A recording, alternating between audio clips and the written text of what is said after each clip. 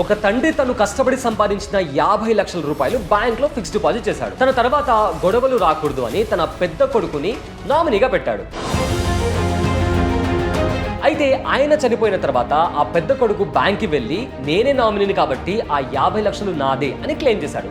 కానీ వెంటనే ఆయన తమ్ముడు అండ్ తల్లి వచ్చి అందులో మాకు కూడా షేర్ కావాలి అని అడిగారు. పెద్ద కొడుకు కోర్టుకి వెళ్ళి బ్యాంక్ రికార్డ్స్ లో నా పేరు నామినీగా ఉంది కాబట్టి నేనే ఓనర్ని అని వాదించాడు.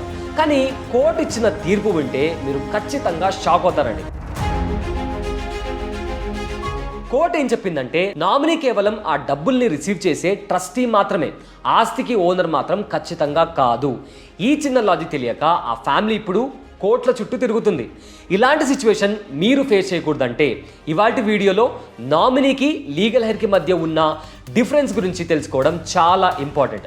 ఈ వీడియో చాలా ఇంట్రెస్టింగ్గా ఉండబోతుంది, సో స్కిప్ చేయకుండా ఎండ్ వరకు చూడండి. హాయ్, నా పేరు Abulai Sayyad. Let's start our video.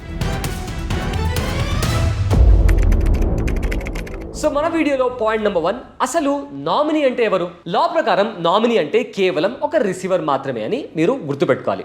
Bank లేదా ఇన్సూరెన్స్ కంపెనీ దగ్గర నుండి డబ్బుల్ని తీసుకొని వాటిని సరైన లీగల్ హెయిర్కి అప్పజెప్పడం ఈ నామినీ ప్రధాన బాధ్యత. సింపుల్గా చెప్పాలి అంటే నామినీ ఒక పోస్ట్ మ్యాన్ లాంటాడు మాత్రమే. పోస్ట్ మ్యాన్ మీ ఇంటికి లెటర్ తీసుకొచ్చాడు అంటే ఆ లెటర్ ఆయనది కాదు, అది మీకు చేరవేయాల్సిన లెటర్. ఆయన కేవలం మీకు అందించే మధ్యవర్తి మాత్రమే. సో సుప్రీంకోర్టు కూడా చాలా కేసెస్లో క్లియర్గా చెప్పింది ఏంటంటే నామినీ అనేది కేవలం చనిపోయిన వ్యక్తి ఆస్తిని బ్యాంక్ నుండి బయటకు తీయడానికి తప్ప ఆస్తి సొంతం చేసుకోవడానికి కాదు. నామినీ కేవలం ఆస్తికి ఒక కేర్ టేకర్ లేదా ట్రస్టీగా మాత్రమే ఉంటాడు. ఈ విషయం తెలియక చాలా మంది నామినీని ఓనర్ అనుకొని లీగల్ బ్యాటిల్స్లో ఇరుక్కుంటున్నారు. అండ్ నౌ మన వీడియోలో point number 2, who is legal heir. ఇప్పుడు అసలు సిసలు ఆస్తికి వారసుడు అంటే ఎవరో మాట్లాడుకుందాం. ఆయనే మీ లీగల్ హెయిర్. మీరు ఒకవేళ విల్ రాయకుండా చనిపోతే, అంటే మీరంటే మీరు కాదు, ఎవరైనా సరే వీలునామా రాయకుండా చనిపోతే మీ రిలీజన్కి తగ్గట్టుగా హిందూ సక్సెషన్ యాక్ట్ లేదా ముస్లిం పర్సనల్ లా ప్రకారం ఎవరైతే మీ ఆస్తికి హక్కుదారులో వాళ్ళనే లీగల్ హెయిర్స్ అంటారు. లైక్ మీ భార్య కావచ్చు, మీ పిల్లలు కావచ్చు, ఆర్ మీ అమ్మగారు. వీళ్ళు న్యాచురల్గా మీ ఆస్తికి లీగల్ హెయిర్ అవుతారు. నామినీ ఎవరైనా సరే లీగల్ హెయిర్ కోర్టు నుండి సక్సెషన్ సర్టిఫికేట్ తీసుకువచ్చారు అంటే నామినీ ఆ డబ్బుల్ని ఖచ్చితంగా లీగల్ హెయిర్కి ఇచ్చేయాలి. అంటే ఆస్తికి అసలు సిసలు యజమాని ఎప్పుడైనా కూడా లీగల్ హెయిర్ మాత్రమే, నామినీ ఖచ్చితంగా కాదు. ఈ డిఫరెన్స్ని మీరు ఇప్పుడే క్లియర్గా అర్థం చేసుకొని మీ ఫినాన్షియల్ ప్లానింగ్ని మొదలు పెట్టాలి. అండ్ నౌ మన వీడియోలో point number 3, the big trap. చాలా మంది ఇక్కడే కన్ఫ్యూజ్ అవుతూ ఉంటారు. ఏంటా కన్ఫ్యూజన్ మాట్లాడుకుందాం. జనాలు ఎందుకు కన్ఫ్యూజ్ అవుతుంటారంటే బ్యాంక్ అకౌంట్స్ ఓపెన్ చేసేటప్పుడు లేదా ఇన్సూరెన్స్ తీసుకునేటప్పుడు నామినేషన్ అనేది అంటే నామినీ అనేది మ్యాండేటరీగా అడుగుతారు. అందరూ ఏమనుకుంటారంటే నామినీగా మా నాన్ననో లేదా మా తమ్ముడినో పెట్టాను కాబట్టి నేను లేని తర్వాత ఇక ఈ ఆస్తి ఎవరు టచ్ చేయలేరు అని ఫిక్స్ అయిపోతారు. కానీ నిజానికి నామినేషన్ అనేది కేవలం బ్యాంక్కి పని తగ్గించడం కోసం పెట్టిన ఒక సింపుల్ రూల్ మాత్రమే. బ్యాంక్ మీ ఆస్తిని ఎవరికి అప్పజెప్పాలి అని కన్ఫ్యూజ్ అవ్వకుండా మీ దగ్గర నుండి ముందుగానే ఒక పేరుని తీసుకుంటుంది. అది కేవలం బ్యాంక్ దగ్గర ఉన్న సేఫ్ హ్యాండ్ ఓవర్ తప్ప ఆస్తికి శాశ్వత పరిష్కారం మాత్రం ఖచ్చితంగా కాదండి. మీరు ఇచ్చే నామినేషన్ కేవలం బ్యాంక్ దగ్గర ఉన్న రెస్పాన్సిబిలిటీని ట్రాన్స్ఫర్ చేస్తుంది తప్ప ఓనర్షిప్ని కాదు. అండ్ నౌ మన వీడియోలో point number 4, exception, the owner nominee special rule. Nominee ఎప్పుడు లీగల్ హెయిర్ కాదు కదా అంటే ఇందులో కొన్ని ఇంట్రెస్టింగ్ ఎక్సెప్షన్స్ ఉన్నాయి. ఫర్ ఎగ్జాంపుల్ షేర్ సర్టిఫికేట్ విషయానికి వస్తే కంపెనీస్ యాక్ట్ ప్రకారం నామినీనే అల్టిమేట్ ఓనర్ అవుతాడు అని ఒక రూల్ ఉంది. అలాగే ఒకవేళ మీరు లీగల్ హెయిర్ని నామినీగా పెట్టారనుకోండి, అంటే మీ అకౌంట్కి మీ వైఫ్నే నామినీగా పెట్టారు, అప్పుడు ఆమె న్యాచురల్గా లీగల్ హెయిర్ అయితే అప్పుడు ప్రాబ్లం రాదు. కానీ మీ లీగల్ హెయిర్ ఒకరిని నామినీ ఇంకోరైనప్పుడు అక్కడ అసలు సిసలు గొడవ మొదలవుతుంది. అందుకే నామినీగా ఎవరిని పెడుతున్నారు అన్నది చాలా జాగ్రత్తగా ఆలోచించాల్సిన విషయం.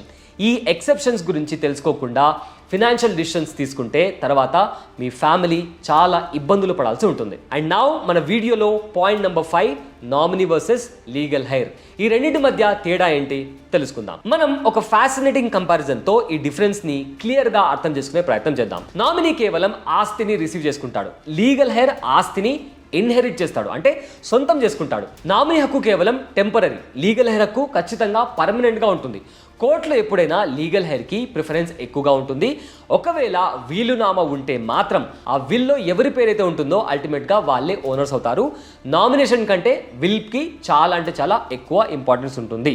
అందుకే పెద్దవాళ్ళు నామినీగా ఒక ఫ్యామిలీ మెంబర్ని పెట్టండి, కానీ శాశ్వత పరిష్కారం కోసం వీలునామా రాయండి అని చెప్తూ ఉంటారు. ఒకవేళ మీరు ఈ లాజిక్ ఫాలో అయితే మీ ఫ్యామిలీ ఫ్యూచర్లో చాలా సెక్యూర్డ్గా ఉంటుంది. And now point number 6. ఇప్పుడు ఒక రియల్ లైఫ్ సినారియోతో ఈ రెండింటి మధ్య ఉన్న డిఫరెన్స్ని అర్థం చేసుకునే ప్రయత్నం చేద్దాం. సుప్రీంకోర్టు ఇచ్చిన ఒక జడ్జిమెంట్ ప్రకారం సారాభతి దేవి వర్సెస్ ఉషాదేవి కేసులో ఒక clear and mind blowing point వచ్చింది. ఇన్సూరెన్స్ పాలసీ నామినీకి డబ్బులు అందిన తర్వాత కూడా ఆ డబ్బుల్లో షేర్ లీగల్ హెయిర్స్కి వెళ్లాల్సిందే అని కోర్టు తీర్పిచ్చింది. అంటే నామినీ బ్యాంక్ అకౌంట్ నుండి డబ్బులు తీసుకొని తన సొంత ఖర్చుల కోసం వాడుకుంటాను అంటే అది అస్సలు కుదరదు.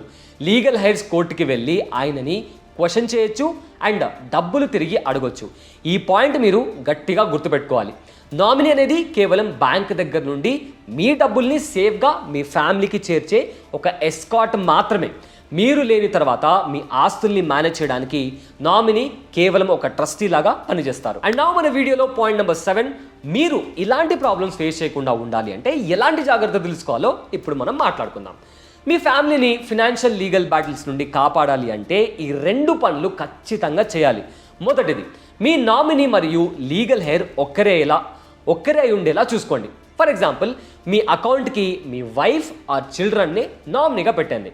రెండోది, ఖచ్చితంగా ఒక విల్లునామా రాసి దాన్ని రిజిస్టర్ చేయండి.